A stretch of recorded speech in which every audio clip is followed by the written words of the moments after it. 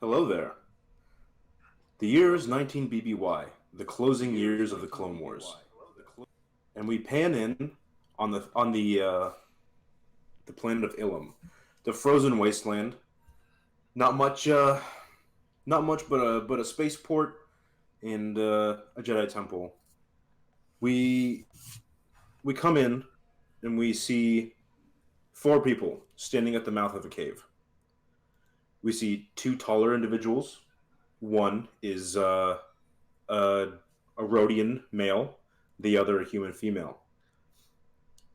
They look perturbed, and then kind of tapping their feet. They're a little annoyed. Um, and we also have a Tigruta male around the age of 23, and and a Sith pureblood male with the age of 18 or 19. And yes, Amashti and Krakan are standing at the mouth of the cave with their Jedi masters, who are quite annoyed. Not with their Padawans, but with another master who is not here yet. Please, if you will, Amashti, describe your character for me. All right. So Amash T is he's got green colored skin, and the best way that me and Jake, who plays Basila, my brother, decided to describe it is like Hera from the Rebels TV show. He's got the big white tendrils and the montrals coming down, and they have like a teal aquamarine type color stripes going around them. Both of my montrals coming down have like black cloth wrapped around them too, going down just kind of protect them a little bit.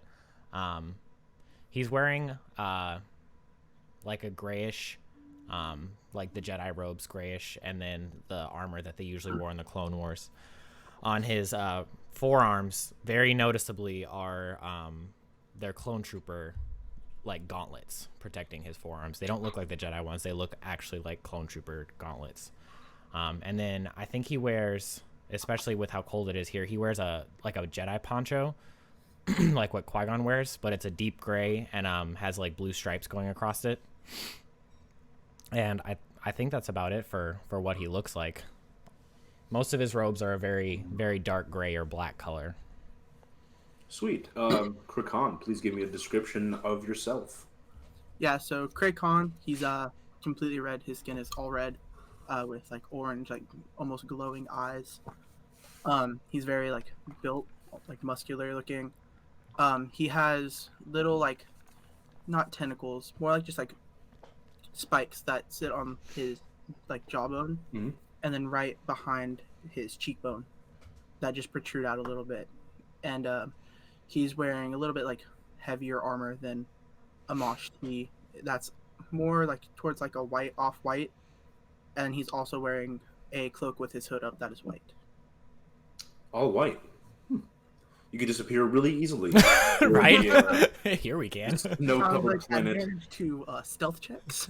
Yeah. So on Ilum. so your master speaks up, Mashti, and he's kind of like he's kind of that squeaky Rhodian voice. He goes, "I can't believe he's late again."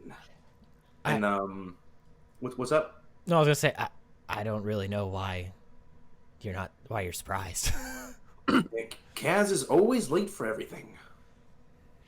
Even the final trials for his Padawan, it's ridiculous. And then Jurna from next to him is like, "Calm down, Dagon. He'll be here."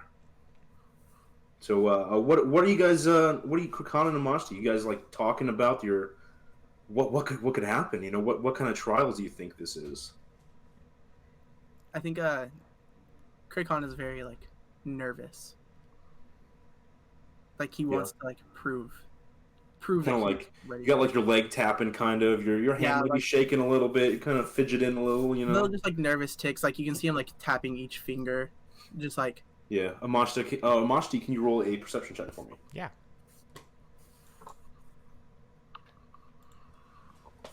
Yeah, you notice how nervous Krakan is with he can see his little taps and his little shakes and his fidgeting, and you can kind of feel the angst and the anxiety come off of him Mm-hmm. through your connection to the Force. Yeah. Buddy, are you okay? Yeah. I'm fine. You don't seem very fine. I'm just a little nervous about the trials. That's all. It'll be fine. What's the worst that could happen? Journal turns to you is don't worry, my Padawan. You will do fine. This is just a scare tactic that the Jedi use to try to create the best that we can have. You know, our numbers are dwindling, and we're trying to up our numbers, especially with the Clone Wars. It's been devastating these past few years. We've lost a lot of good Jedi. I know, Master. I just want to prove it. And you're already in a better boat than is it Cassis or Casus? Cassis. Than Cassis. I mean, at least you're here. That is very true. In the distance, you hear the humming of a speeder, and then a humming of another speeder, kind of next to each other, and they kind of drift a little bit, even though they're floating. They look like they try to drift it a little bit, and you can visibly see the joy on Kaz and Cassis's faces. They kind of pull up to your speeders, and they both hop off and approach you. And Kaz is sorry I'm late, guys. And Yeah, sorry guys. Yeah, duty calls. we got caught at the spaceport. I wanted a drink. Or Anyway, and then Dagon is just like, you're always late for everything. I can't. It's like, Dagon, calm down. I want to address the whole group, and I know you're about to face one of the final challenge in your Jedi training, and it's difficult. You'll be challenged, maybe physically, maybe mentally, maybe your Force connection will even be challenged in these next few moments. Do not give in to these tests, young ones. You've all excelled at your training. This is yet but another trial that you will succeed in. Until the Crystal Caves when you are ready. Remember to bring your empty hilts with you. We will be waiting for you when you find the crystal that calls to you through the Force. Good luck, my Padawans, and may the Force be with you. All three of them simultaneously say, "May the Force be with you." Beautiful. That was perfect timing. I definitely give both Kraycon and Cassis like a bro hug type thing. Like, good luck, guys. You too, buddy. And I just brisk pat on the shoulders for both of them. All three of you turn to face the Crystal Caves, and you enter. And then we're gonna pan away from you guys real quick, and we enter the atmosphere, and then the space surrounding Ilum. A ship comes out of hyperspace. So there's some smoke coming off of it, and no fire. Obviously, it's the vacuum of space. There wouldn't be any fire, but and we kind of come into the cockpit, and we have Basila Mila angrily banging on the controls of this ship, and Durgo's in the back trying to make sure nothing flew all over the place and make sure the ship's in order. you hear a loud whee from his BB unit, from Basila's BB unit, as it flies across the deck and then catches itself with its wires. Basila, would you please describe your character for me? Yeah, so sitting probably with like a nice welt on the front of his head is a Hera green Togruta, who looks quite similar to a Mashti. I think maybe his jawline is a bit longer, so his face might be a bit longer. And he's probably got a couple of he's got a single face scar on his left cheek. He's well toned, but more lanky than brawny. His tendrils are the exact same shape, color, and size as a mosh tees. And I don't think that they're hidden at this point, because I think that he's probably still wearing his pod racing outfit from his escape from earlier. Mm-hmm. And he probably turns and looks at BB4, and Durgo goes, "I told you we were coming in too hot." He gives you a couple sassy beeps, and then returns to his his little area where he fixes a lot of the where he can console into the ship itself, and tries to fix some of the flames and smoke coming off of the back of the ship. Yeah, and I think I'm probably like messing with the controls, and I probably beat my hand on it a couple times and go, "Looks like the circuits are fried. We're gonna need BB to fix this for us. Durgo, I think it's best we get out and try to find somewhere to sleep until he can get it repaired." And then a head pokes around the corner, horns sticking out of his head.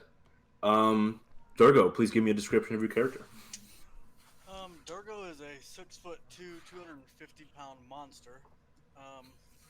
He's got purple eyes, a blood orange skin color, and his horns, he's got 4 sets on each side of his head, as well as 2 protruding from the top of his forehead. Hey, Brandon, could you move your mic in a little bit, buddy? Thank you. No, you're good. Did you guys hear all that? You might want to say it again. You do it again. You might want to say it again. So Durgo is a 6'2", 250-pound monster.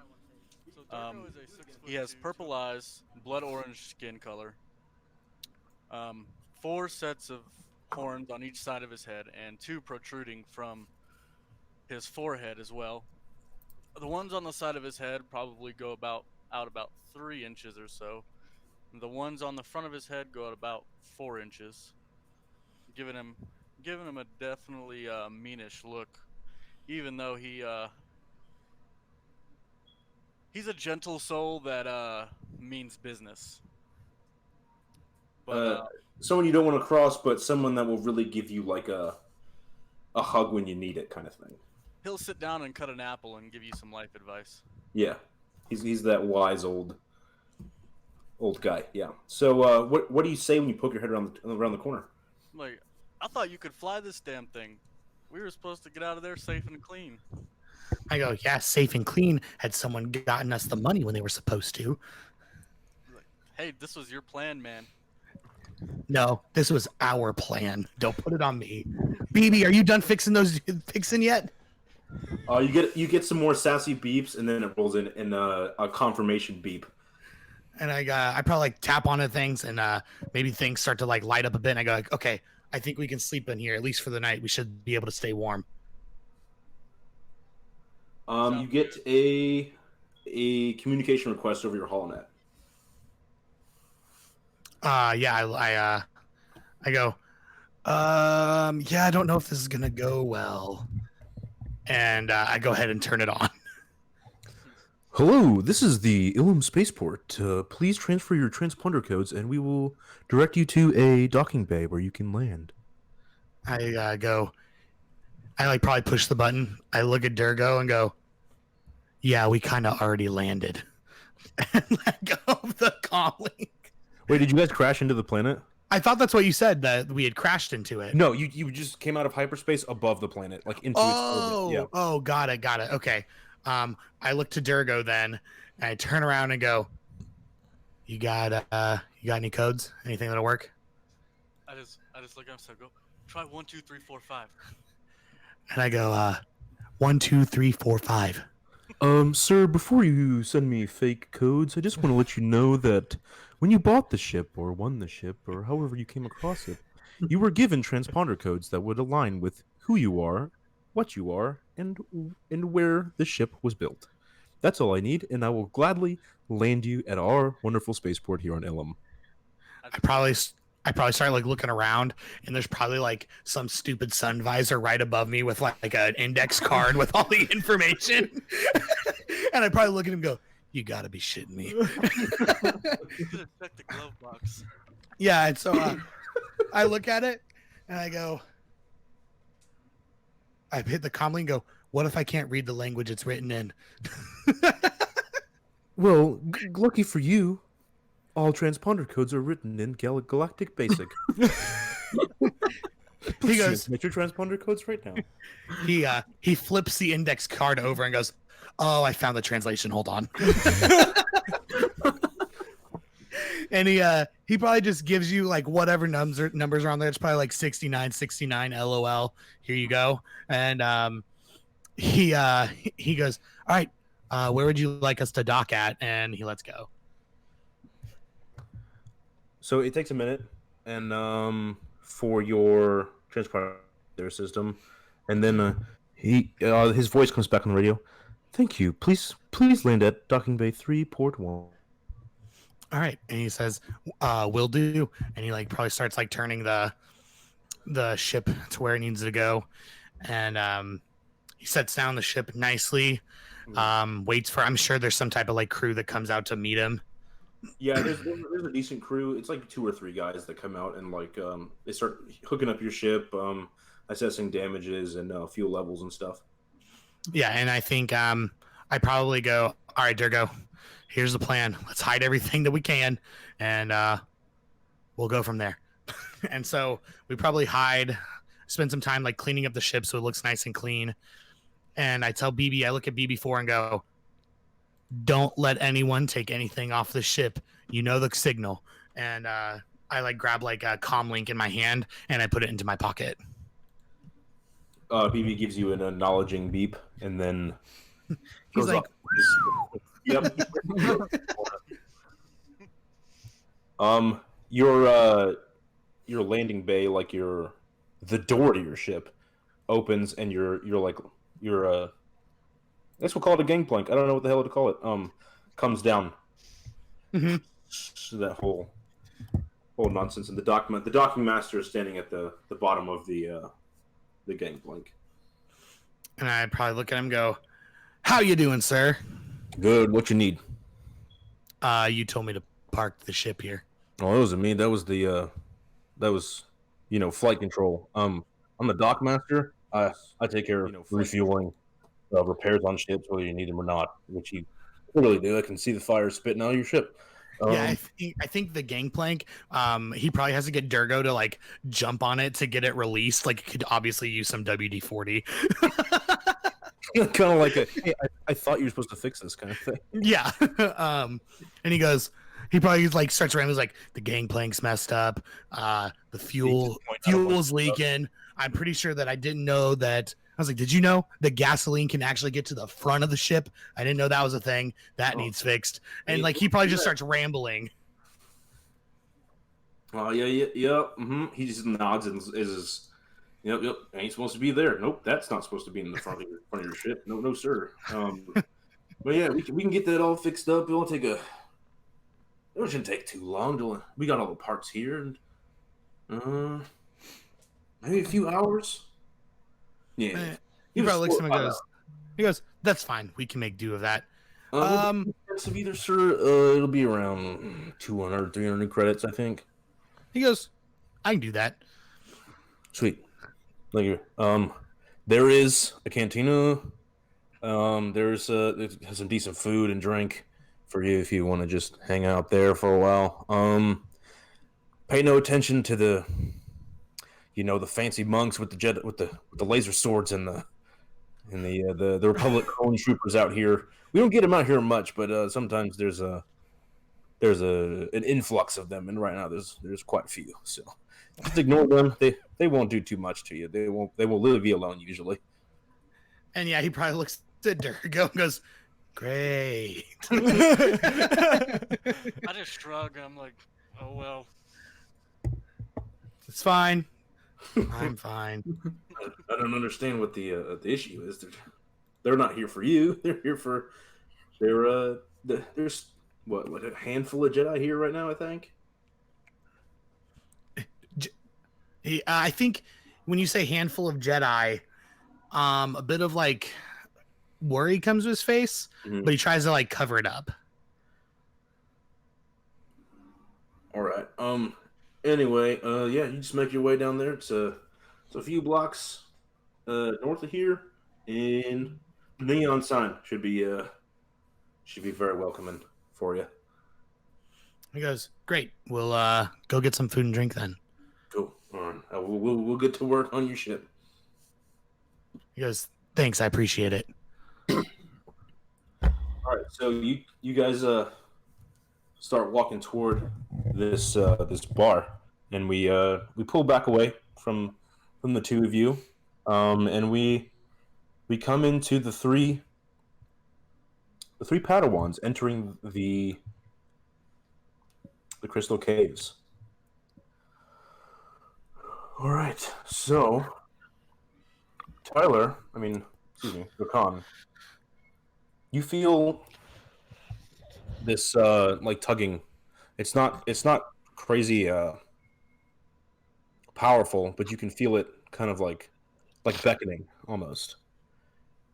To your, it feels like it's coming like from your left. There's a good cave entrance to your left as you enter, and it kind of spirals. It's just a straight left like turn. Okay. Like you turn left into the opening, and then it will curve right like that. What do you want to do? I'm not with Amash T and You are all three of you walking together, but you're feeling this pull toward the left of you. I think I'm gonna look at Amash T and Cassis and be, I think this is my time to leave. I'll see you all later. And like turn to the left and walk in that way. All right. Craig Khan, What? may the force be with you. May the force be with you. I think deep in the back of your mind, Amashi here, and also with you. Right? I was like, he didn't say it. Amashti, can I get a perception check real quick? Either wisdom or intelligence, either one. Oh, good. There's a familiar presence that you feel on the planet randomly. You don't know where it comes from, but you feel a familiar presence. And then you feel beckoning, kind of like Krakan did. It's there's this ramp. Like you walk into the cave a little bit, but then you see this ramp that kind of goes up and into this like higher area of the cave. I look over at Cass and I'm like, I'm guessing that one's mine. And then I'll start walking towards it. Like give him a pat on the back and good luck. Yeah. Give Cassis a pat on the back, and then you walk up to this ramp. Mm-hmm. And Cassis, you feel this similar pull to your right, and it's another cave entrance that kind of just spirals downwards into like a lower area of. And it's all ice, right? Yeah. Okay, so I turn back and I give the same to everyone except I tell them good luck.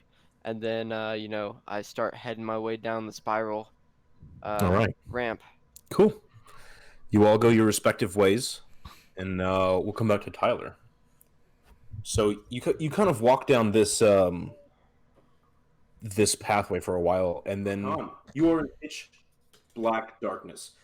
Your dark vision doesn't matter. Everything around you fades into just like all the walls of this cavern are gone. It's all blackness. Mm-hmm. That pull you felt before is now like a thumping, like in your chest. Like it's super strong. And then a light kind of emerges in front of you. This light, just enough to illuminate what's in front of you. Mm-hmm. This giant figure, almost bigger than you, emerges from this light, clad in completely black armor. And it's another Sith, another pureblood Sith. And he walks up to you and looks down on you, and just says like, "You're pathetic. A Sith pureblood in the Jedi Order. You're an abomination to your species, and you shall die here." It ignites a red lightsaber and takes a stance. Roll initiative. Oh, that's great. That's great. This is about to get some serious yeeting damage going on. I rolled a 7.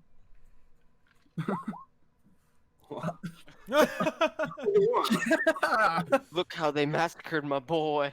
So, Tyler, Krakan, you go first. I don't have a lightsaber, do I? You have your training saber. Oh, I thought we emptied it. Okay. Um. Yeah, I guess I would like look right back at him and be like, I am not like you, and like I would like take my stance and ignite my training saber. He says, "You are exactly like me." And let me.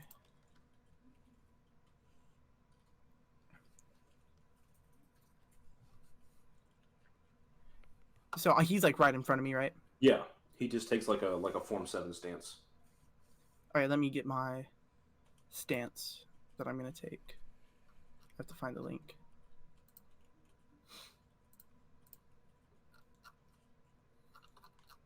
Sorry.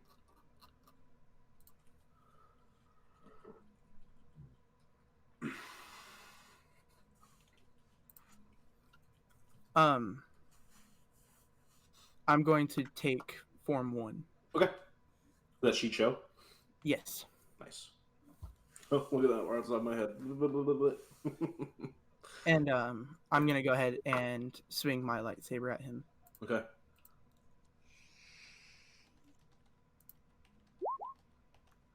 So you bring your saber around, and he tries to block it, and it just passes right through him, and then the figure disappears. Oh. And then the darkness fades, and in front of you is floating your orange crystal. Okay. I think I would like look around and like double check everything and like pull my lightsaber back and put it back down and just like hold the crystal in my hand like this is finally it. Mm-hmm. It's like taking that like accomplishment. Yeah. And it's also big enough for you, like it's long enough to complete your saber, so you have a dual lightsaber now.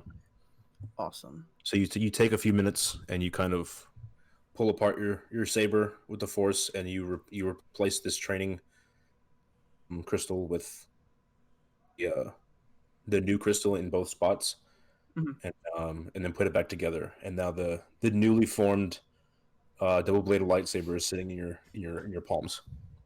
Okay, awesome. And I feel like I would probably like take it and like turn around to start walking back. Okay, you walk back, and then we leave you, and we come up to Amashti.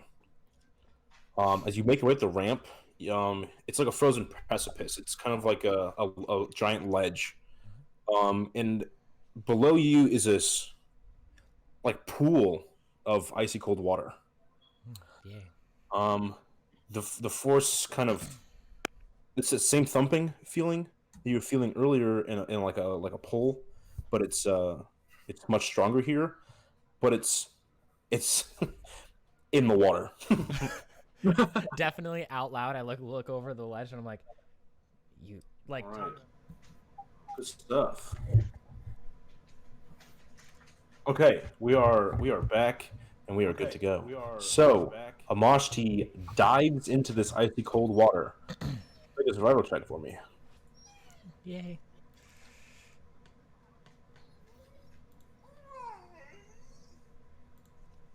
I'll be right back, gentlemen. Perfect. Okay, so with the survival check, you are able to kind of find your inner strength and meditate a little bit, and the coldness and the chilliness don't affect you. Cool. All right, so the pool, this crystal, you can't see it yet, but you can feel it, and it's pulling you deeper into this pool of water. Yeah, I'll probably like take a minute to like do the meditating to like calm down so that it's not so I don't freeze to death, and then I'll start swimming down towards it. Mm-hmm. Can you make an investigation check as well? So good at that. Look at that. So good. You look for a few minutes, but you don't really see anything, but you can still feel it pulling you in a certain direction. Yeah, I think is there still like a place for me to swim, or am I like hitting the bottom and it's not there? It's a good like 50 foot like cavern below you. So you hit like 5, 10, 15 feet, and then it kind of gets weaker a little bit, so you kind of level out at 15. So I'm playing hot and cold with this kyber crystal right now. Kind of. Okay. Yeah, so I'll keep following it. Yeah, so you're following this pull you're receiving, and you get to where it's the most strongest, and your vision goes black. I probably start panicking a little bit. Yeah. So and then try to like relax myself to make sure that I don't like run out of air. Do I have like one of the breathing things that Jedi have? Yeah. Okay. Oh, we have one of those. Yeah. Yeah. So I try to put it on before you jumped in. Yeah, try to calm myself so that like I don't lose it and freeze to death or anything like that. Like trying to keep myself. So as you're calming yourself down, like kind of leveling your heart rate and controlling your breathing, you hear a familiar voice from behind you. Why didn't you save me, Amoshti? I definitely like whip around. And you see the battle-scarred and bloodied face and torso of Opie. Is it like he's actually there? Yeah, he looks physical, like you can touch him. I definitely like swim over and grab him. And even though I'm underwater, you could probably tell on my face that like I'm holding back like tears type thing. He mutters like under only enough to where you think only you could hear him say like, "I thought we were friends when you let me die." And Amashi's probably like trying to get out the words like, "I tried, I did my best." As you're like arguing with yourself and him and like with your own emotions, you hear this like these words in your head that anger leads to hate, hate leads to anger, anger leads to suffering, and suffering is a pathway to the dark side. You hear Yoda's words ring in your head on repeat. And like I'm probably sitting there like holding Opie and trying to like hold back the tears or whatever, and trying to like breathe and concentrate. And I imagine that like I'm getting like flashes to the clone trooper that killed Opie. Yeah. So also you're when you close your eyes and then reopen them, you holding Opie's body, he disappears, and then you see Opie turned away from you, and you see this clone start to approach Opie. He looks like the one that murdered him. What would you like to do? I think like trying to like atone for what I did. Like in my head I'm telling myself that there was nothing I could do. I tried my best. This is what the Force willed to happen today. And like I just kind of like close my eyes and turn my head away and let it happen, like play out again in front of me. You don't hear the blaster, you don't hear any vibra weapons or anything. You reopen your eyes and you're back in this pool. And then you hear Opie's words one last time, like, "Now forgive yourself, Amoshti."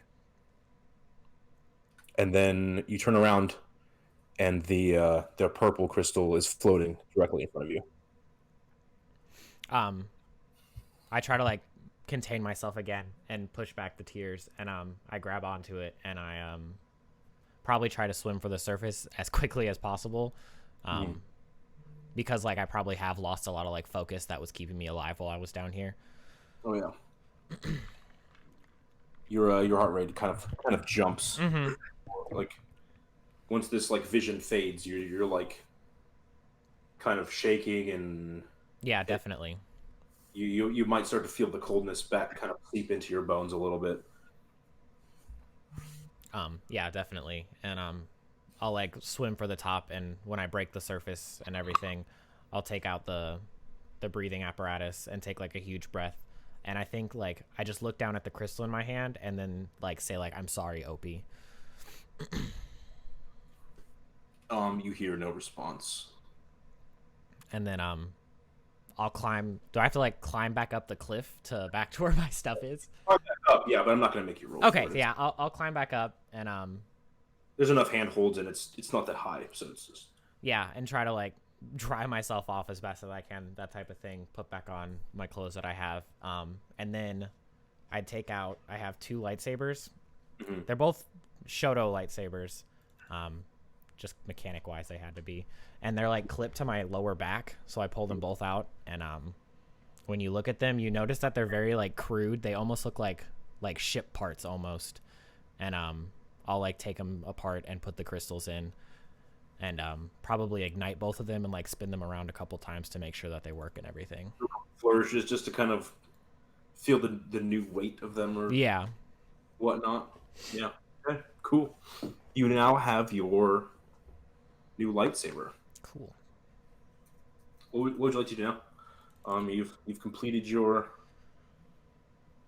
I'd probably start walking back towards like the entrance, and the whole time I'd probably be half the time thinking about what happened with Opie and what I did and how I shouldn't have done it, but like the anger still like hits me every once in a while.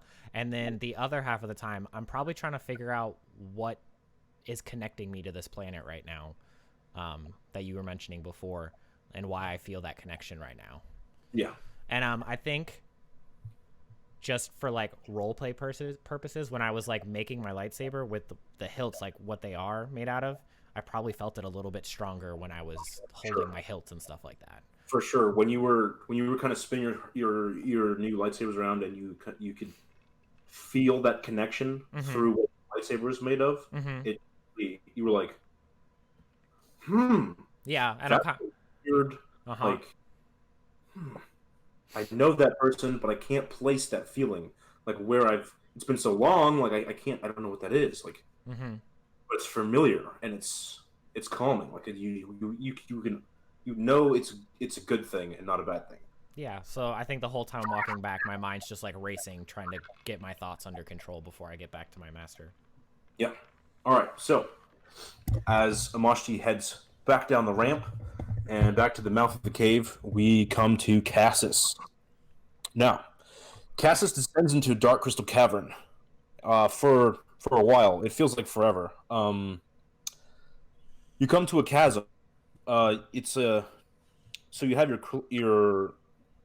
the cave opens up, and then you have like a pathway, like almost like a bridge that kind of stops a quarter of the way across this chasm. And you can feel this pull. The force is kind of pulling you directly across this chasm. This chasm's like 100 feet across, and about 100 feet down. Like it's a good open room. There are rocks and boulders all over the place. There are some that you notice are like perfect circles, perfect spheres. And then can I get a perception or investigation check from you, Cassis? Nay. Let's see. Perception or investigation. One moment.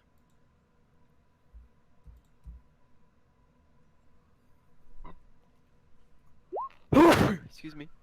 Perfect. Okay, so you see these perfectly formed balls or rocks or boulders, whatever you want to call them, on platforms about 30 feet down, and then there's another set of platforms kind of like against the wall down the chasm, and they're like next to each other. That's not a very good way to explain it. Do you understand what I'm saying? So there are platforms with spheres on them. So there's boulders like all over the place, and they're all perfectly formed. Okay. Odd, but then there's 4 platforms. Yes. And they're all at different heights, and they're all just kind of floating there.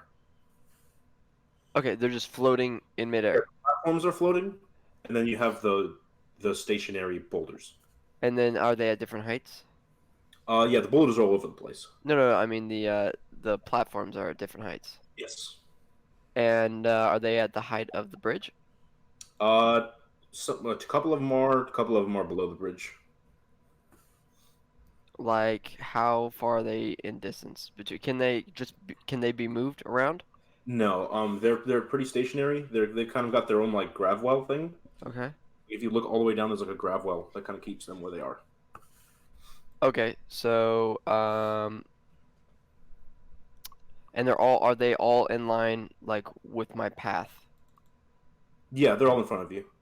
Okay, and they're spheres though. The boulders are like complete spheres, or they formed They're as like. perfect spheres, like sanded and perfect all the way around. Okay, so what I'm gonna do is I'm gonna, you know, move with the force, move the. So the gravel is under or on top of Wait, on top of what? the platforms? You said they're sitting there with a grav. The grav well is under the platforms, holding them in the air, suspended. Okay. Could I Um, jump from one to another, or I don't think so. No. really deep chasm? Yeah. Platforms at not the same height, held up And then you have perfectly by formed boulders. Yeah. perfectly formed boulders, and the These bridge platforms are kind of like curved up. They're not squares. They're like a bowl.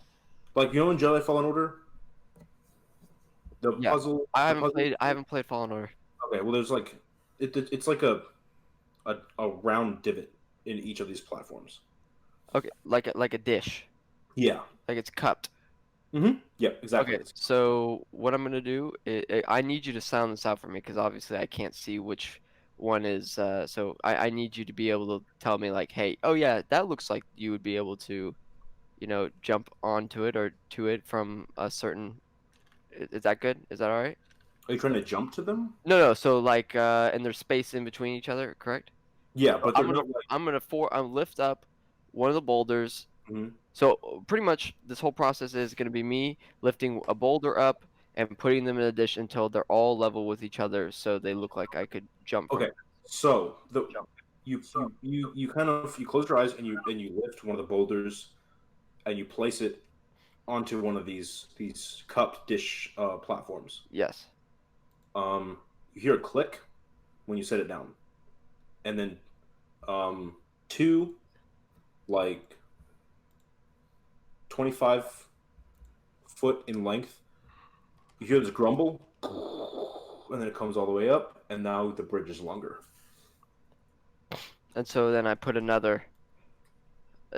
the next boulder into the next dished platform. Okay, and then another bridge comes up and makes your bridge longer.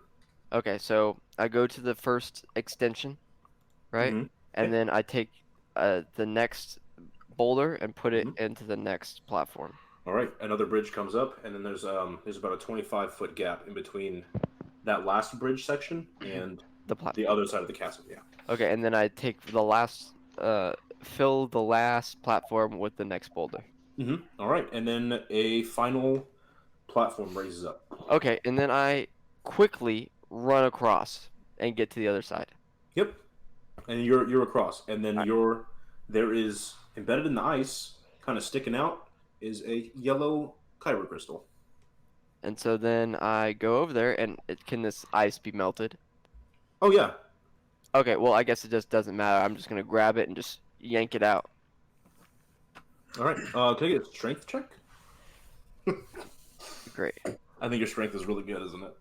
It's not that great, but it's all right. No. It's not wedged in there too bad. So you kind of, it takes you a little longer than usual, but you force it out in about 5 or 6 minutes. And then you So have your yellow kyber crystal. And then I pop that bad boy into my light foil, Mm-hmm. and I power it up. And what you see is it's like a. So a foil is what? What would you compare that to? Like a rapier, like a thin blade. Okay, thin blade. All right, and then all right. So pretty much when you're looking at the the whole lightsaber, not obviously the blade. It's sleek, elegant, and like a dark steel color, and it's got the handle is formed to my hand, and the pommel is just like a sphere, just like Hmm. a perfect sphere, and it's all a metallic dark gray color. Mhm. And then you see the yellow blade come out, and it comes out about 3 feet, and it's thin. Hmm. And then I power it off, and I hang it on my belt on my right side, and I book it right back across the chasm, and I go back up to the way I came. All right, cool. So all three of you turn back around, and you're kind of making your way out of the cave, and you meet each other about 50 feet before the mouth of the cave. You mean You're all three of us? all three of you Oh, reconvene, like about 50 feet before the mouth of the cave. okay. What's going on, guys? How'd you fare? I don't. Amash. Oh, I was gonna say Amashi definitely looks super shaken. What's Yeah, I wrong, think- man? I think Craig Khan's definitely like just like reflecting on like what was like what happened. And so, I put both my hands on each other's shoulders, and I say, "Y'all look like y'all been through hell, but it looks like y'all came out well on the other side, and that's all that matters. And the Force was with us." And I pat them on the shoulder, and I start heading out the cave. I look over at Craig Con. I'm like, why is he always so positive? I'm like, I don't know, but Did I your think it's kind of a good thing. did your trial suck as much as mine did? They were mentally challenging. Yeah. And And I think he goes, yeah, but at least I got this. And like he ignites like both sides of his lightsaber and like twirls it, and then just like like puts it back down. Just kind of showing off. Yeah. Castus, behind you, you hear lightsabers ignite and twirl around. And I don't react. I just keep walking. that's pretty Alright. cool, Craig Con. We should probably get back to our masters. Yeah, before we get yelled at. Okay, so you all head back to the mouth of the cave, and then we'll pan back out, and we're entering a cantina. Real quick, I'm gonna put her down. Yeah, go ahead. We'll be on Basila and Durgo for a little bit. Beautiful. So we see Basila and Durgo walk into this cantina, and it's mostly clone like officers just eating and drinking, but there's like regular, what you would assume to be maybe like kyber crystal runners or spice runners. Everyone's kind of sweating a little bit because the Republic's not usually here. But yeah, you guys walk into this cantina. There's a droid running the bar. Yeah, and I probably look to him and I say, where can we sit and get something to eat? Any open table works. A waiter will be around in a minute. And he says, great. And he probably goes and finds a booth, probably not in the corner like or anything. And he just slides into the booth.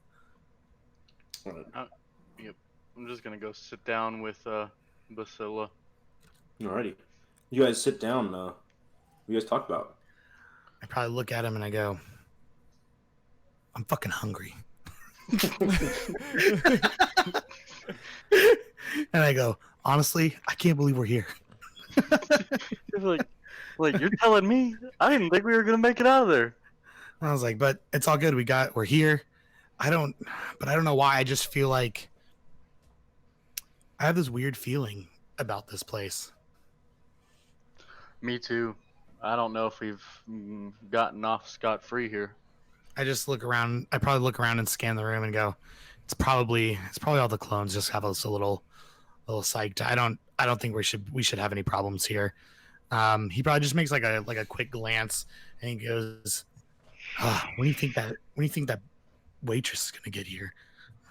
A waitress on rollerblades, like like in Dexter Jester's diner. Absolutely. Hey guys, Ron. Yeah. I probably look at her and I go, yeah, can I get some pickled zog to start with, and then a main meal, some kibi strips with a little cho show drenched in with thalassirin milk, not that tauntaun stuff. It's gross. I'm We just don't have Somebody Gungan, did his but research. everything is Do what? everything else will be out soon. We are out of Gungan. I'm just Oh, gonna no. look at her. No twisted Gungan. Oh, you got any you got any screaming Jawa shots, anything like that? Certainly. He goes, I'll take 4. I'm just gonna look at her and look back at him like, can I have a menu? She picks one up and just slides it to you. I go, dude, try the cho show. Cho show's so good. And then but I go, you may not like the Dagobah syrup. You might want to just it's an acquired taste. Put it on the side. I can just bring me what he's having. I'll Certainly, Yeah. 2 of everything. Zog. Pickled zog's where it's at, buddy. Were any of those drinks? Yeah, the twisted Gungan. The twisted Gungan is a drink. Oh, It's yeah, and it's made with it's thalassirin milk, which is the blue milk from Last Jedi, and because I didn't want tauntaun milk because that's gross. It's Okay. always lukewarm. LOL. okay. So she goes back into the back, and a different droid comes out and brings you your drinks. Cool, yeah. Just, throws them in front of you real fast and then leaves. All right, I'm cool, gonna yeah. look at him and I'm like, how long do you think we have until the Huts catch up with us? And I look at him and go, depends on what these screaming Jawas are about to do to me.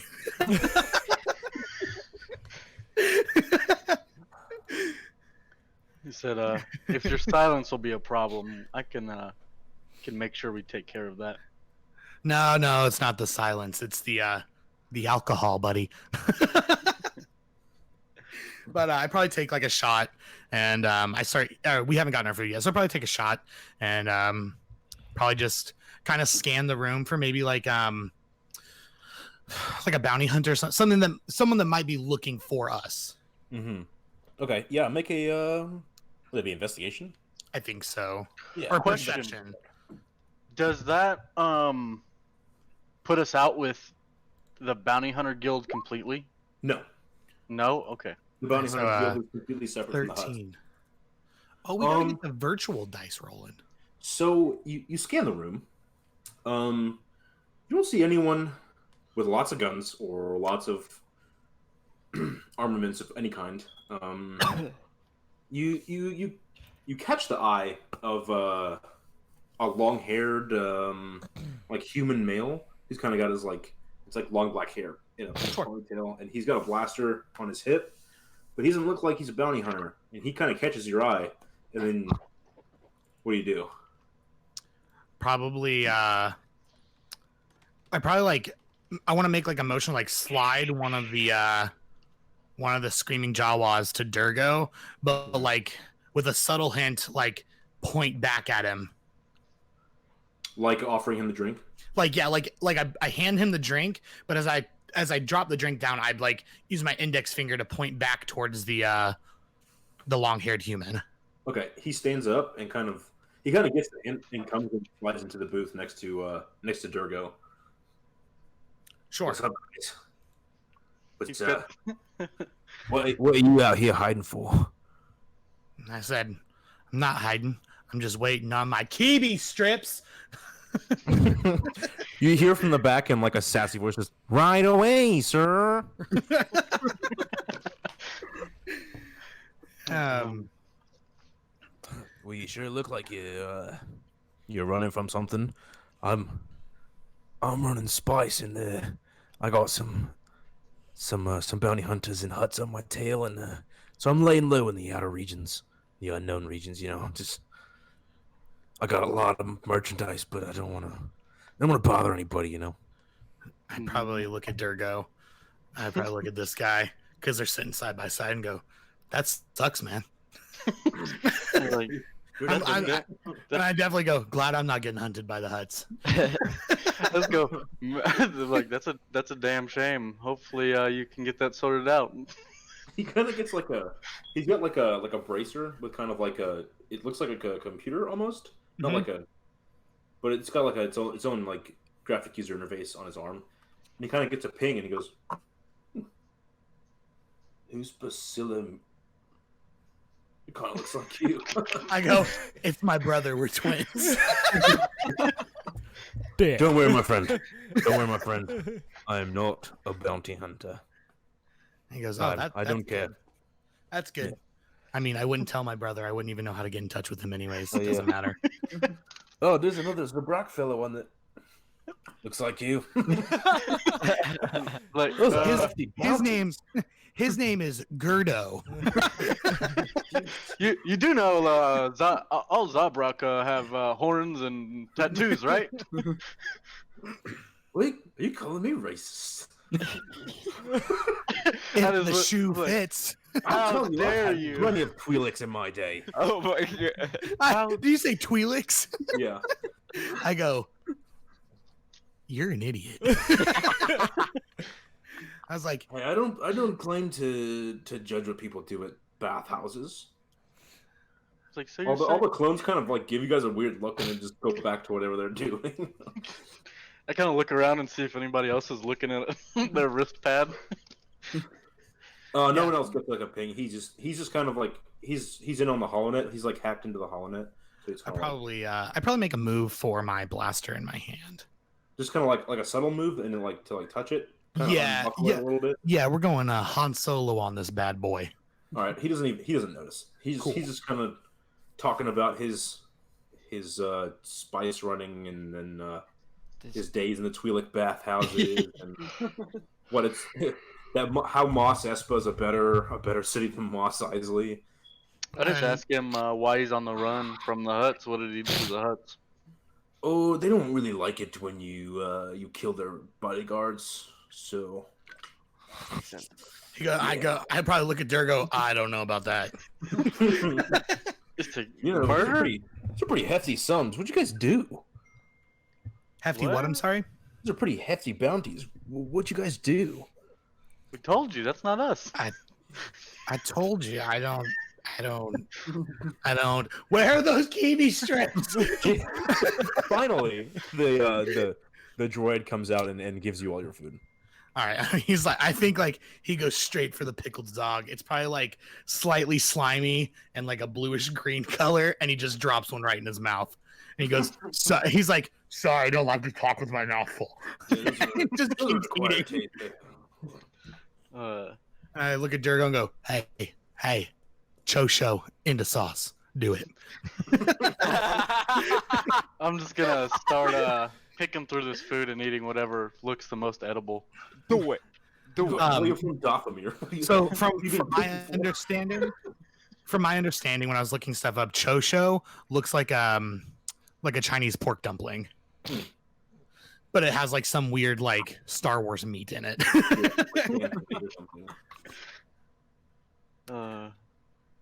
But I want to say that the Dagobah slug sauce is definitely blue, Yeah. but it's like a blue mixed with corn syrup that's like kind of not together. Ew. Like it's just real slimy. It looks very very sci-fi. Well, I don't want to take too much of your time. If you're ever in Arshada, check I got a spice shop out there, so yeah, I'll hook you guys up. Give you I a probably discount. look at him and go, "What's your name?" Talon. Talon. And I make a note of that. Yeah, it's a spice shop right as you get into the Undercity. You take a left, and it's right on your left. It's not hard to miss. One on your left. I'll send you the coordinates, and he like sends it to your holonet. Gotcha. And I take it. And I probably if I can, I don't know if this is possible, I'm gonna ping it to BB4. Yeah, for sure. Yeah, you Just so he has the yeah, coordinates. you kind of send it through your own holonet, and it just kind of it loads for a second. And it's like it just sits there for a second, sending to BB, and then sping, and then it's done, and he receives it. Cool. And yeah, I think then I go, all right, man. Well, cheers. And he continues to devour this awesome meal. And I think like he probably has, and then gets up and leaves. and yeah, he probably just finishes up, and he ends with a slightly distended belly, and he goes, "So, Cho. Can I get you both to make a perception check, please? I'm I telling go- the cops on you. I just go so while I'm fucking down in it. You said perception? Yeah. Mm. 1 second, guys. There's Okay, dogs. And doggy. Dogs. You got a 14. He's gonna have to role play that one off. So you notice some of the clones stand up and put on their helmets, and then walk out. A good number of them, and then all of them filter out. And it's just you guys, some of the regular port workers, and then some spice runners that are kind of sitting there. I think we probably finish up our food, and I look to Durgo and tell him I think it's suspicious, and I would like to maybe see if I could follow behind them and maybe get some type of information, like slip out, and I'll pay. Yeah, I don't mind leaving the coin there to pay either, or the credits. A little bit more than is necessary for the credits. So Yeah, absolutely. He probably just grabs a big handful and just sets them down. Mm-hmm. So both of you kind of scarf down the food, leave a good tip, and then Sorry, guys, that was my dinner. try to follow behind these clones. Yeah, and I would food. Yeah, I'd like to do if maybe just stay 25, 30-ish feet back. I just would like to get within earshot and see why they're all suddenly leaving this bar. Yeah. You kind of you peer around the corner, and then you follow them for a little bit, and they come into a giant area, and it's just all of them getting in formation. Okay. I look at Durgo and go, this is a bit odd. I mean, I don't really know what's going on here, but it just doesn't seem quite right. A good number of them get into an LAAT, and it kind of the LAAT's doors close, and then it kind of takes off and goes towards the Venator. And I probably go as they're leaving, I go, BB4, try to tap into that comm. Tell me what's going on in there. You hear. I don't know if they're I don't know if they're within range or not. He tries to tap into the comms, and it gives you a sad beep. Gotcha. And I go, damn, all right. And They're probably looking for something, but there ain't no telling what. There's a good number. There's a couple platoons of clones just kind of patrolling now. And we said so we're aware that kyber crystals are here, right? Mm-hmm. Yeah. And would we also be knowledgeable on the fact that Order 66 has been executed at this point? It hasn't. No, it hasn't. Not. Okay. It has not. Then I don't. So you kind of know there's something going on. Yeah. Okay. For what?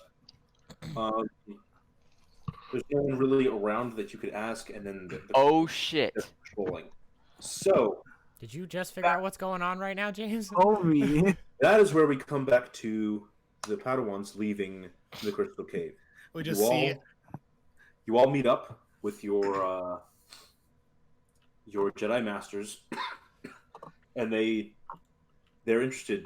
They have a puzzled look on their face. They're kind of Kaz speaks up first. How'd it go? How were you successful? Yeah. Look at what I got, and I just click it on, and I wave it around like an idiot, and then I was like, yeah, it's pretty cool, right? And then I just turn it off and bloop. I was like, yeah, I passed the test pretty well too. I'm pretty happy about it. Were you all successful? I feel like Craig Con kind of walks up behind him and is like, well, we think that's cool. Look at this, and he ignites both ends and twirls it around. I was like, yeah, I mean, Craycon, it looks like you're compensating for something, but never mind. It's all good. Don't worry about it. I think Amashi comes out and walks up to Dagon and just gives him a hug. Oh. He kind of is shocked at first, and Right? then Like, he returns it with like one armed, and he's like, is everything okay? and he probably Monty? like lets go and like wipes away like a tear. He's like, yeah, just a lot happened, a lot Oh, on my it's- mind. But the I did trial it, was and not- then, huh? The trial was rough. Yeah, put a lot on my mind.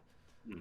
But I did it, and then like I'll reach behind my back and I'll pull out both of my lightsabers out from behind my back. Beautiful. And then I'll just kind of put them away and be like, Master, Hmm? I have a strange feeling about this place. I've been What's getting that? it. I feel like I'm like connected to it somehow, and I don't know what it is. The caves themselves, or No, just like this planet. Like there's something here that I'm connected to, and I haven't had this feeling since at least I was a little kid. I can't even remember what it means. meditate on it. We'll be returning to the ship soon, but there is something that we would like to do since this was your final trial. Please, all of you, in unison, all of them, take a knee. Oh, we all leave in unison. No, you take a knee. They Oh asked yeah. you to take Okay. a knee. All right. Yeah. Take me. Yep. Yeah. They all ignite their lightsabers. And they, in unison, are like, "We're very proud of you, Padawans. But this is the last day. We'll call you that." And they like dub you on one shoulder, and they say, "There's no emotion. There's peace. There is no ignorance. There is knowledge. There is no passion. There is serenity. There is no death. There is the Force." And then they turn their lightsabers off and return it to their belts. And in unison they say, "Rise now, Jedi Knights of the Republic." And we rise. I rise. Yeah, I rise as well. Yeah, I'd probably like do a little bow and then rise and Dagon and Kaz hold out their hands to you two, Cassis and Amashti, and then Jerna just gives you a huge hug, Krakan. Like Okay. like to shake my hand.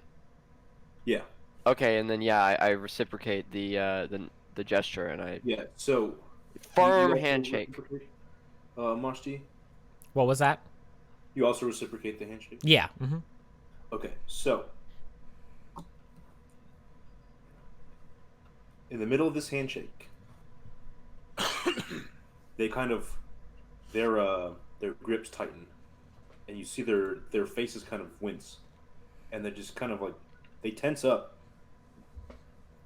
Both Kaz and Dagon just immediately tense, and Krakan, you feel Jerna kind of like. At first, it was like a nice embrace, and then she kind of lets go and is like doubled over a little bit, like in what looks like pain, but nothing inflicting pain upon them. What's wrong, Master? I just like, are you okay? But Kaz says like something in the Force, and then all of you make perception checks real quick.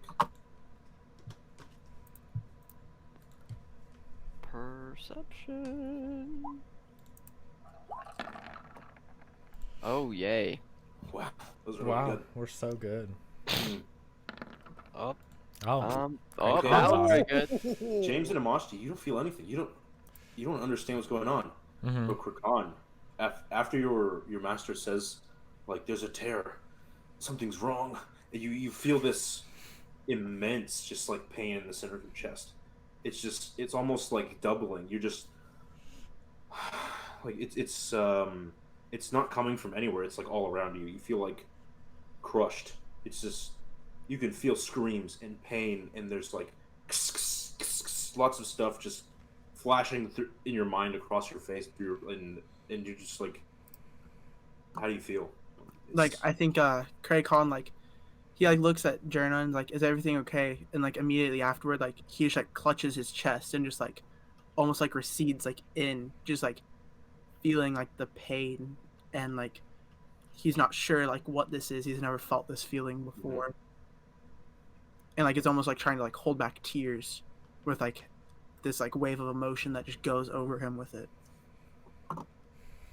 So as you double over and your friends turn to you, is there anything you guys would like to do? Like your friends doubled over, your masters are have this like vice grip on your hands, and they're doubled over. Like what's What going is on? wrong? I don't know. Something's not right. Master, what's wrong? I can't explain. I can't. He just grunts and it's just this. He can barely speak. Like even you can hear his breathalyzer. It's just like So, it's real quick quick, and real quick. So, those clones with us? yeah. Okay, that's what I thought. All right, and so then, like, they know where we're at. Mm-hmm. Okay, and so There's a where platoon the of clones with you guys. I just didn't say it. Say again? There's a platoon of clones with you. I just didn't say Like- there was earlier. right. So Yeah. so then I'm like, okay, so what next? So before your master can answer, you hear a HoloNet message, like a message reciprocation, like ding, and one of the clone commanders behind your master takes out his HoloNet, and it's Chancellor Palpatine, but not how you remember him. And all you hear from this HoloNet is Execute Order 66. the clone puts his HoloNet away. All of them, you hear a right away, sir, and they all turn to you. They raise their blasters, and they open fire. Jerna is immediately hit. She's hit with 4, 5, 6, 7 blaster bolts. She's riddled and she's collapses to the ground, not moving. Kaz and Dagon are able to react fast enough. They ignite their sabers and deflect some of them, but Kaz is eventually struck in the stomach, and then in the shoulder, and then directly in his forehead, and he goes limp. How big is Dagon, Kaz? he's like 5'10", probably. And so we got there on speeders, right? Yeah. Okay. So Dagon deflects some more bolts. He deflects some of them into the clones, and he just you see his head turn to you guys, and he just says, "Run now!" And then he deflects some more, and then Your audio just bugged. Yeah, your audio's out. Can you hear me? Yep. Now I we think can. it was just he was farther away from the mic. Probably because I was back here. Yes. Dagon is hit 2, 3, 4, 5 times, and he crumples to the floor or to the snow. Steam emits from his now cold corpse. Now it's fast. Cold. Oh well, it is Ilum. Go ahead. What would you guys like to do? I'm running back towards the caves. I like grab both of them. I'm like, go! And These clones now turn to you. I definitely like scream at Dagon, like no, like that type of thing, and then I'm gonna ignite both of my lightsabers and Yeah. look at all the clones. Yeah, I think Craig Khan like just lets out like almost like a like roar and like the roar. and I grab him like roar and sit we- and ignites his lightsaber on both. how far are we from the mouth of the cave? Like a good 100 feet. Roll initiative. Ah, fuck. I was gonna ask, how many clones are there? There are 4 now. Because Dagon was Uh, able to deflect 2 bolts and kill 2 of them. Oh, that's tough. That's tough. You're roboting, Jake. Do I still get to pick a form? Oh yeah. Whatever stance you take would be the form you use. Like, do I choose it like before my turn, or do I do it now?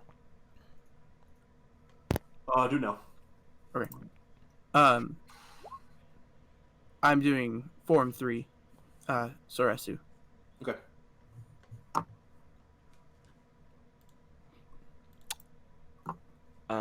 and did okay, and then I'm gonna do form 6.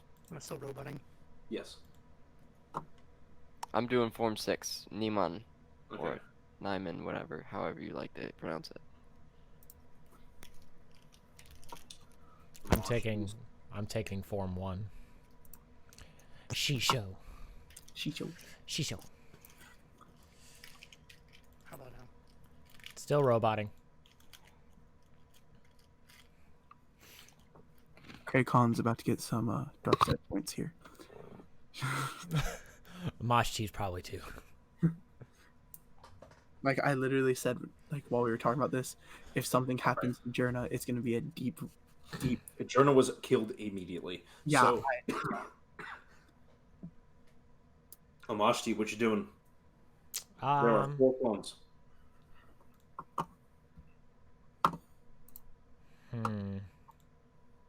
They're in a line as well. They're like left or right. 1, 2, 3, 4. I'm going to. Let's see here. I gotta make sure I do all this right.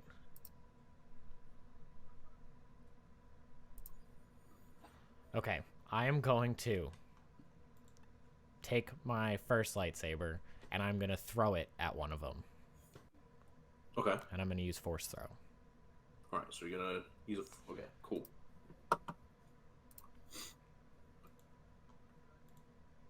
So this is that.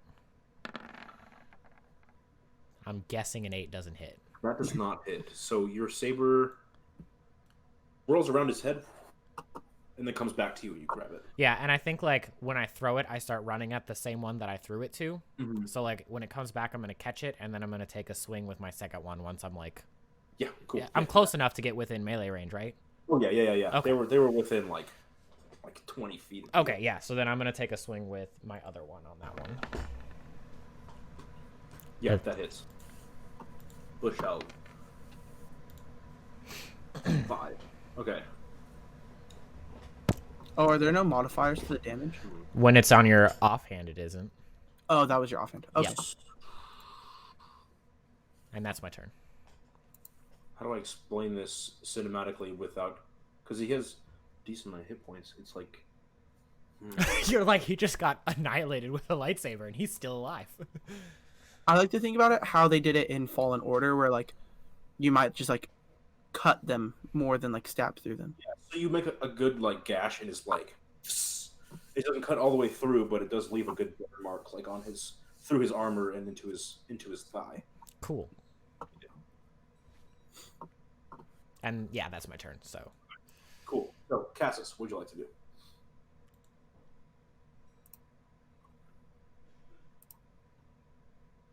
You need to put your mic down to be able to talk. Okay, so I would like to attack naturally. We are too far away from the. Actually, yeah, we're too far. How close are we to them? 20 feet. 20 feet. Yeah. And Amashti just closes the distance and. Yeah, Amashti closed the distance real easily. Yeah. And how does that clone that he just fucked up look? He's hurting. He's standing still, but he's got a good gash in his leg. Cauterized, obviously. It's a lightsaber. Ah, okay. So real quick, there is a reaction, force power, right? And it is it's to reaction to a range attack, right? Obviously, no range attacks to happen towards us yet. Yeah. So But you want in to the use it event if you're attacked. in the event they shoot at me, I can just be like, I do boom this. Yeah, I got Okay, you. Yeah. cool. All right, so I would like to close the distance as well. Okay. And so like they're On the all in a same line one? facing us. What's On it? the same one or a The different same one. one? The Okay. same one. So, when I'm looking at him, did Amashti come back, or is he still there? No, I'm still in front of one. You're still in front of him. Yeah. So I like run. I'm like running up, and I just like slide past, Mm-hmm. and I slash at that one. So I'm gonna go ahead and. Yeah, go ahead. You missed. And No. then Just enough to where your saber passes under his foot. You guys hear me now? yes. Am I still roboting? No. No. You're quiet. Quiet. Yeah, you're a good. little bit. And then I take a step back. Okay, so you out of his range. His bludgeoning range. Do I still get a reaction then? No, I just took like 2 feet back. It's like 5. It's within Oh, like okay. 5. So Yeah. you're within that square. You're Yeah. just like a couple feet away from him. Okay, Yes, gotcha. sir. Gotcha. Cool. Cinematically took a step back. Yes. Okay. It's the trooper's turn. The trooper that you're in front of is going to make a try to butt stock. He's going to try to butt stock you, Machi. Okay. Nope. All right. Okay. Right. So one next to him is going to take a step back and kind of take a shot at James. Reaction. I would like to it's called Saber Reflect. That's Okay. called Yeah. Yeah. That's your AC, right? let's No. see. Responsibility. You raise your weapon to attempt to deflect. When you use this power, the damage you take from the attack is reduced by 1d6. If you reduce the damage to 0, you're wielding the light weapon or vibro weapon, and the damage is energy. You can reflect the attack at the target within range, and as part of the same reaction, you make a range force attack at a target. You can see the attack has a normal range of 20 feet and the Okay. long Cool. range. Yeah. Yeah. All right. Cool. Yeah. Okay. So does that 24 hit? Are you serious? How's that 24? that is hit? an insult. All No. right, it's 10 damage. Wow, that's a lot of. Whoa. I'm glad I tried. Okay, so okay. Well, you so- still get to roll the d6 to reduce it. yes, Yeah, you can reduce the exactly. damage. That is exactly. So How much do you have to reduce it You by? scored 1/4 CR. What the? That's a lot of damage. No, so I have to. I won't be able to reflect it because I don't deflect it to 0. Right, no, because no. you can It's still 10. reflect it away from you. Damage. You reduce the damage. It's just if it hits 0, it goes back. Yeah. Right. So So roll a d6. 3. So you take Okay. 7 total. So you Yep. take 7 damage. I'm lovely. He's like, I'm almost dead. I'm... Cool. And I deflect it, right?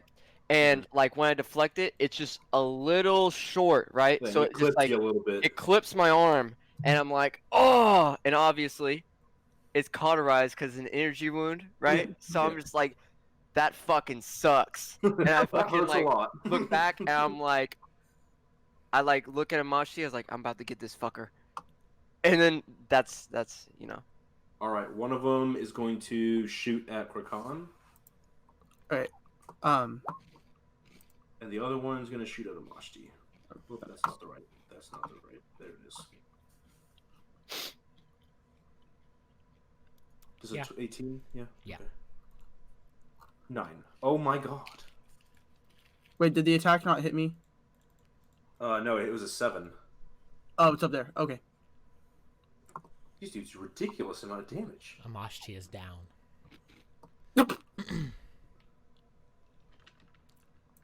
Okay, yeah, don't worry. We'll be fine. Okay. So, back to Cassus. Or Amashti, actually. Well, Wait, hey, can I take my turn? oh yeah, yeah. fucking wreck. Krakan, go ahead and do some damage. Where is the turn order? Am I just not seeing I it? have it in my notes. Oh, okay. Can I change form? Yeah, sure. It's the beginning of your turn, yeah. Yeah, so I'm gonna change to form 6, which is Neiman, however you say it. Yes. So I'm going to let's see how I want to do this. I'm going to use Phase Strike, which is a bonus action. And so here I'll go ahead and just do this for you. Okay. So it's gonna give me, Okay, you don't invoke it to opportunity attacks. and then I give myself advantage on one weapon attack roll. Cool. And it And is an then extra it'll deal 1d8 of force damage. Okay, cool. Yeah. So I'm gonna run at the one that shot Jerna. Okay. There was one on the fourth one, I think. The one that Okay. we're fucking up No, the separate one. on the opposite side. Yeah. Okay. Yeah, I'm running at that one. And I'm gonna swing my lightsaber at it, and this will be the attack that has advantage.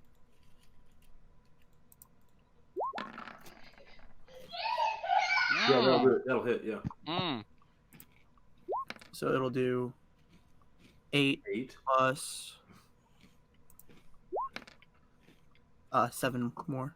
Okay, so you approach this clone like faster than it can even move, and you just plunge your saber right through him.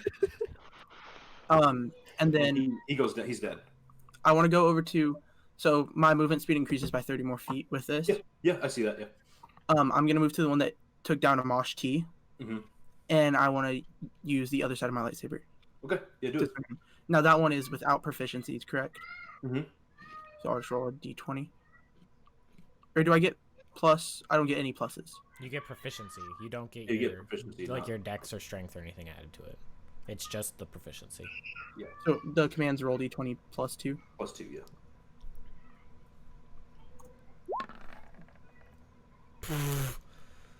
God damn, boy! Look on the Sith pure blood fucking destroying you. So Sorry, do you yeah. want me to go ahead and roll another d20? Yeah, go ahead. Oh. Okay. And then that'll just do Yeah, roll the damage. regular d8. 2 of them. Oh, you're right. And that'll do 9 damage. And phase strike, right? Oh, no, it's only for that attack. But do I add my strength modifier to the damage still? No. Yeah, damn. Oh, no. Offhand, You don't get not on damage either. Offhand, you don't get any of your like. The only modifier you get is proficiency. On the attack, yeah. You have to wait. Like, usually there's some type of feat or something wait. that does it. With Form 6. I'm a dummy. Oh.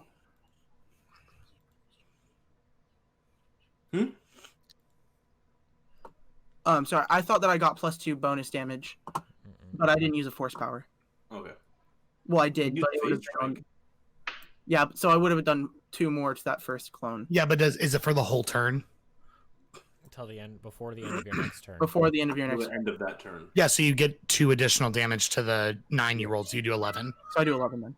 And an extra D8 from the phase strike, right? Because it all lasts. The phase strike is only for 1 weapon attack. Oh, roll. okay, gotcha. Yeah. But so do I get the? So I did 11 then. Yeah, you did 11. Okay. I'm guessing that didn't kill him. No, it was one that wasn't hit yet. So yeah, he's not dead yet.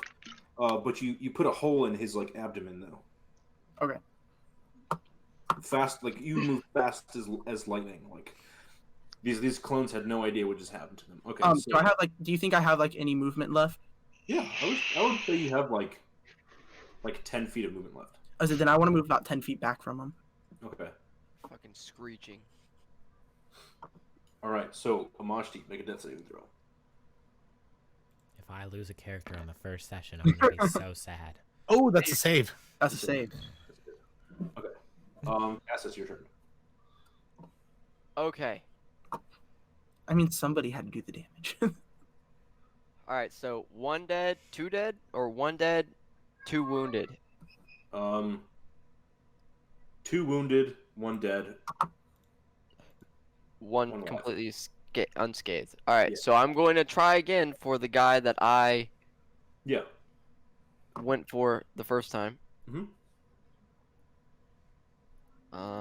Actually, I am going to use. Okay. Force push that guy into the next guy since they're in a line, right? Mhm. Yeah. Okay, so do. Is it a strength save or something? It is a strength save. Use the force to move a medium. Wait.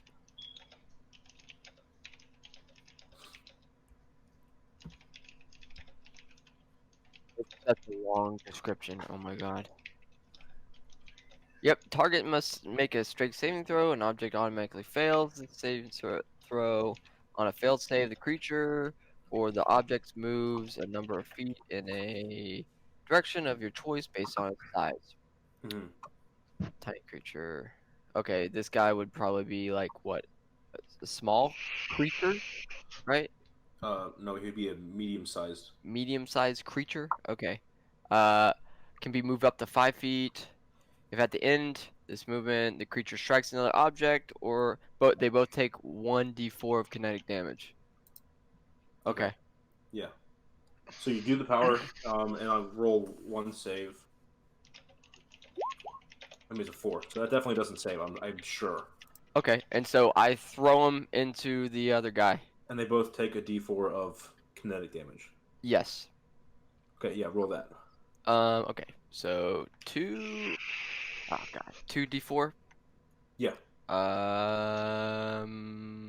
2. Okay, 3s. so they both take 3 each. Cool. And is the one I throw knocked And they're prone? both prone. Yeah. Oh yes. So that's the guy that shot at me, and then the guy that we were slashing at, right? Yeah. All right, cool. And the guy that shot at us is dead. Wait, did he kill the guy that shot at us? No, I never killed mind. the one that killed Jerna. The one that shot at both of us is I haven't attacked that one. yeah, that guy is not hurt at all, except for the 3 damage. So 3 damage, and There's they're 3 both... of them. Yeah. No, 2 of them are really hurt. One of them's. He took that 3 like a. But they're both prone. Yeah. So 2 And of so them are prone. the one first of one them that I is- pushed is like still like hanging on. Mm-hmm. All right, cool. Okay. Those 2 use their. We're gonna use their turn to stand up, and then the last one is gonna buttstock strike you, Krakan. I moved 10 feet away. Well, he's gonna move to you. Oh, he's gonna move to me. Okay. He's gonna lumber to you. Yes, although you might have maimed him, he still has his legs. No. Okay. Krakan, it's your turn. So Can you describe what he did? What happened when he missed? He tried to buttstock him, and he just missed. So you have an absolute advantage. Okay, awesome. Like you duck his buttstock, and you're like right under him. I'm just gonna go to form 1 Okay. and then swing my lightsaber at him. You know that's how Anakin and Obi-Wan beat Dooku? They switched up their form in the middle of the fight. It confused them. Wait, you mean thing we're not playing it. Anakin swooped to beat him? Oh, It was 19. jeebus. Well, no, I Christ. said advantage, didn't I? Because you're under him, like right below. Oh, wait, I really had advantage? Oh, he Yeah, did. He I did did get say that. advantage. So roll another d20. Get him, my guy. Oh, Okay. Roll the damage. All right. Wait, what's the additional deal? If you get a crit, you get to dismember somebody. Bro. He's hella dead. Good God. And then You kind of flourish your saber and just plunge it like through his face. and then I'm gonna like run over to the one that is not that much hurt that's on the ground. Yeah. No, he stood up. Oh, he stood up. Well, then I'm still gonna swing at that one. Okay. Do it. That's just a flat roll. So that's a 21. That hits. And then The it's just a D8. Is Krakan like single-handedly murking these guys? Yeah, he is. Absolutely. Yeah, he's doing the physical damage. Absolutely, he's fucking these guys up. So I He have, I is have a murdering them. All right. No kidding. I have a question, Michael. Yeah. What's up, Quick? What's up, Quick? So with the first form, it says the first time I hit a creature within 5 feet of me with a weapon attack. Since that was the first time I hit him, can I make him do the strength save? Oh Yeah, shit! sure. Never mind, it doesn't Okay, so it's gonna be a 13. On a failed save, he's pushed back. It's a strength save. On a 13, he's pushed on less than a 13. I'm sorry. Okay, so he fails. So he's pushed back 5 feet, and then I can immediately move into that space next to him. Okay, Ooh. Space. So does he have is You he have prone? teleport next to him? What? Like really fast. So he's pushed back 15 feet. you No, said. 5 feet. Okay, 5 feet. So Yeah. you're in that. So he just used move boxes. Yeah. Okay, cool. Amashti, death save, please. Make Death saves on the first game.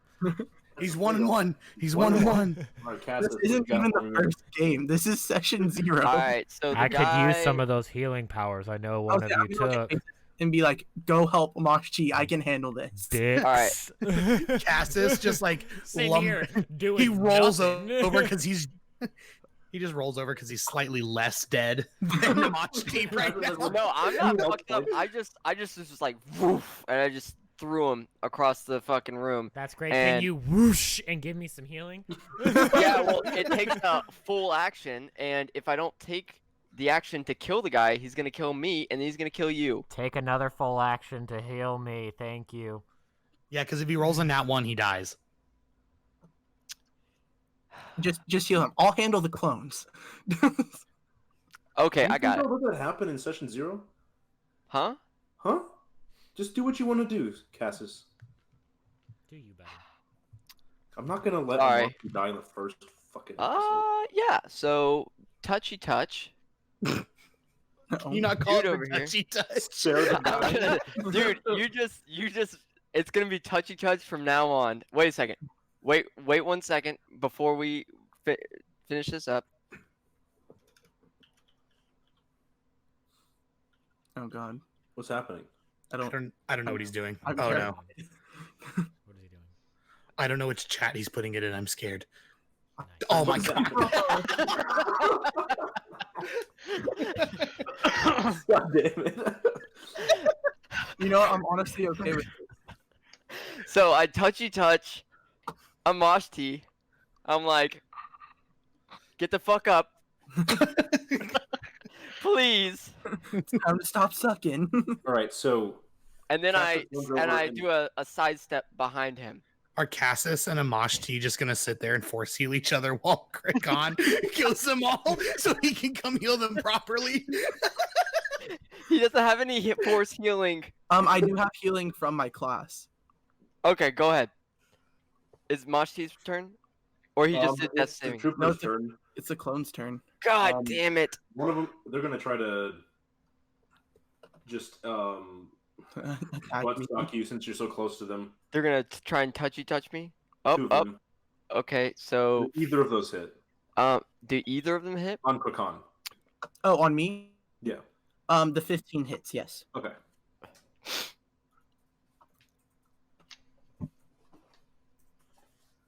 Oh my god. Okay. Krakan, it's your turn. Kill him. Please, He said kill him. please kill him. Do the deed. Can we just start calling Crickon the Yeet Mobile? It's actually beautiful. Since Amashti's, this could be super awesome, just narratively. So please go ahead, Continue. kill him. Please kill them. Can you imagine? Oh, we'll talk about it on the break. Don't worry. Alright. Okay. So how hurt are they now? They're Very hurt. dead. They're hurt. Okay. One's left. almost dead, and the other one is mortally hurt. So Yeah, how you- close? so- So they're both like right up on me. Yeah, they're both right up on you. Yeah. One of them tried to butt stock you, like hit you, and you like batted it away with your arm. And then the other one, you just kind of like punched in the face, and Okay. you missed. Yeah. I'm gonna go to form 7. Okay. Cool. That's the one that Mace Windu uses. And swing with my saber. That hits. Why is this man so good with his lightsaber? He And- just got it. And there it Oh. went. Oh Okay. my god. It still does 7 Okay, damage. roll your hit and the damage for the next guy as well. Oh, I just automatically hit. Don't do no. I mean roll your hit and like Like if you roll to hit- see if you yeah. hit, and then if you hit, roll the damage for the next guy. Oh, okay, yeah, yeah, okay. If you kill them both, I want you to explain to me how you do it. Like I want yeah, just do what I, I say. need narrative. He's like, I want the role play. Give me the role play. Just do what I say, Tyler. I'm sorry. role play. Do I'm sorry, roar. I never. Hello there. Why aren't you doing the roar? Click the Roll the button. hit. Click the Roll button. the hit. Roll the hit. I did it. Oh, that doesn't hit. Damn. Okay. Oh darn. Okay, but you do kill the other guy. You sweep the leg and then he goes limp. One moment, sir. Oh, do you have something for me? You got something? You got something for me? I don't, sadly. Okay. All right, cool. That's fine. Cassius, your turn. So, I'm gonna finally go over to this guy that has been like just on the brink of death. Mm-hmm. That Krakon is like, he's like, oh, vroom, and went over the top of his helmet. Yeah, you And see I'm him gonna duck under his saber. say again. You see him duck under Krakon's saber. Yep, and then I'm like, motherfucker, you don't see me. Ooh, hit. Roll damage, I was like, you don't see me, motherfucker, and I just fucking lop his Yeah. fucking head off. How do you do this? How do you do that? Dude, I fucking just, I come up behind him, he doesn't even see me, and I'm just like, I do like a fucking, like a spinning fucking swipe, and just fucking zoom, head just fly, just like comes off. It's like floating in the air, and his body hits the ground, and his fucking helmet with head lands on his body. This looks Alright. like a frozen version of the Geonosis battle between Boba Fett and Mace Windu. After Cassius removes the Django head, Fett. I'm sorry, you're correct. Django Fett. Cassius swipes his light rapier and cuts off this clone's head as it rolls and hits the snow. Psst. We're gonna go to break. Woo! Woo-hoo-hoo. Back soon, guys. Ooh.